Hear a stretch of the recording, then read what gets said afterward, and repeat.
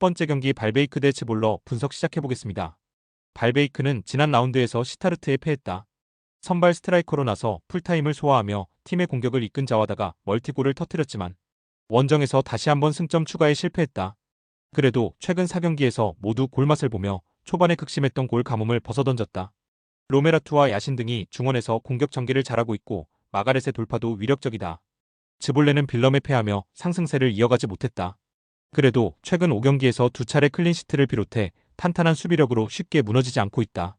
가르시아와 시몬, 반더 미안 등이 최종 수비로 나서는데 어떤 팀을 상대로도 뒷공간을 잘 허용하지 않았다.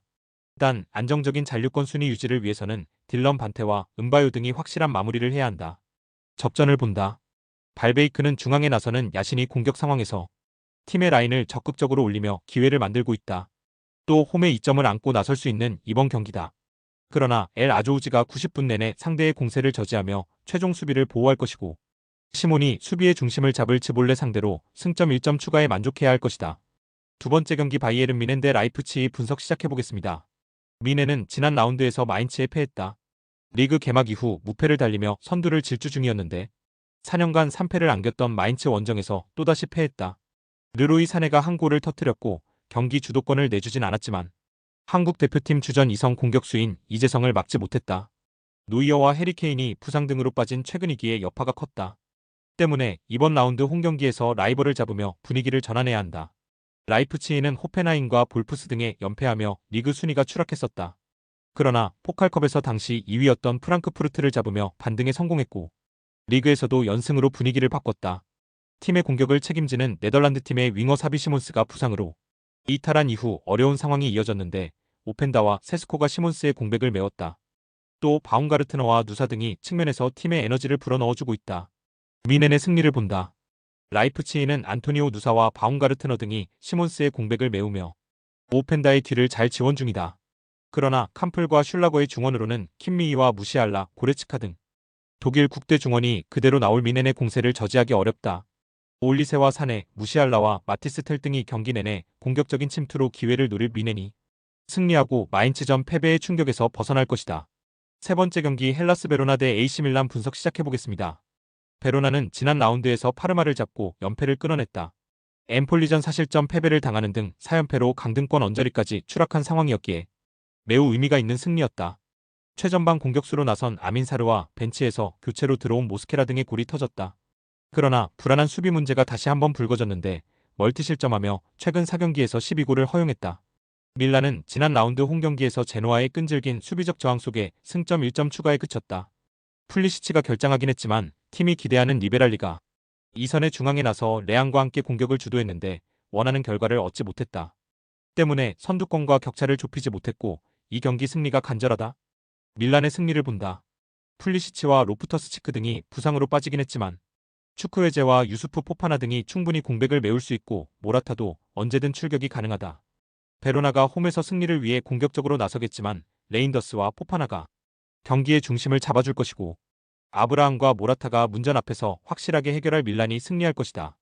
네 번째 경기 루턴타운 대 더비카운 분석 시작해보겠습니다. 루턴은 지난 라운드 원정 경기에서 연승 중이던 블랙번에 패했다. 전반에 선제 2골을 내주며 끌려간 경기에서 후반 초반 분위기를 지배하며 추격골을 노렸는데 교체로 들어온 리암 월시의 퇴장으로 인해 모멘텀을 유지하지 못했다. 그로 인해 강등권과 별 격차 없는 19위로 쳐졌고 이번 라운드 승점 추가가 간절하다. 팀의 공격 상황을 책임지는 칼튼 모리스와 아데바요를 앞세워 적극적으로 골을 노릴 것이다. 더비는 포츠머스를 완파하고 순위를 끌어올렸다. 그 경기에서 패했다면 강등권의 승점 4점 차로 추격당할 수 있었는데 많은 골을 폭발했다. 엘랑 카신과 아담스 등 척추 라인의 중심 선수들이 공수에서 안정감 있는 모습을 보였고 윌슨이 측면 돌파로 기회를 만들었다. 단 이 경기는 원정이기에 패하지 않는데 중점을 둘 것이다. 루턴의 승리를 본다. 연패를 당한 원정과 달리 홈에서는 무패를 이어가고 있는 루턴이기에 홈 강세를 이어갈 것으로 보인다. 더비가 시즌 낸 원정 경기력이 떨어지는 점도 감안해야 한다. 나란히 리그 5골을 기록 중인 모리스와 엘리아 아데바요가 문전 침투로 기회를 노릴 것이고 클락과 톰 크라우스 등이 중원에서 지원할 루턴이 승리할 것이다. 다섯 번째 경기 지로나 대 바야돌리드 분석 시작해보겠습니다. 지로나는 연패를 당하며 10위로 떨어졌다. 헤타페와 에스파뇰 등을 연파하며 7위권으로 올라왔었는데 레알과 마요르카 등에 연패했다. 챔스 리버풀 전까지 하면 최근 3연패 중으로 분위기가 추락했다. 그래도 스케줄 난이도가 높았을 뿐 경기력 자체가 떨어진 건 아니다. 에레라를 제외한 핵심 로테이션 자원들도 모두 돌아왔고 단주마와 브리안 힐, 스투아니 등 해결을 기대할 선수들도 차고 넘친다. 바야돌리드는 지난 주말 경기에서 발렌시아를 잡고 연패를 벗어났다. 나란히 최하위권 순위에 위치한 팀 간의 대결이었기에 반드시 승리가 필요했는데 홈에서 원하는 결과를 얻었다. 풀타임을 소화하며 공수의 중심을 잡은 아누아르의 활약이 돋보였다. 그러나 그 경기에서 게임 체인저 역할을 해주는 후안미가 퇴장당하며 리그 징계에 들어갔기에 교체 카드 중 기대할 만한 선수는 마치스에 불과하다. 지로나의 승리를 본다. 강등권 순이지만 아직 많은 일정이 남은 라리가기에 바야돌리드가 무리하게 공격의 기여를 올리진 않을 것이다. 유라치와 아누아르 등이 중원에서 수비 보호에 집중하며 지로나의 공세를 저지하려 할 것이다. 그러나 원하는 결과를 얻긴 어렵다. 반더 비크와 로메오가 안정적인 볼점유로 공격 포지션을 늘릴 것이고 브리안 힐과 단주마 등이 측면과 최전방을 오가며 상대 수비를 교란할 지로나가 승리할 것이다. 스포츠 당첨에 제일 중요한 건 조합입니다. 각 팀 분석을 잘한다고 하여도 조합을 못할 경우 큰 배당을 가져가지 못하는 거 다들 아실 겁니다. 그리고 유튜브에 조합을 올려드릴 수 있지만 좀 더 자세한 정보들과 배당 흐름 및 각종 이슈 등 경기 전까지 어떻게 될지 모르니 조합을 빠르게 유튜브에 올려드릴 수 없는 점 양해 부탁드립니다.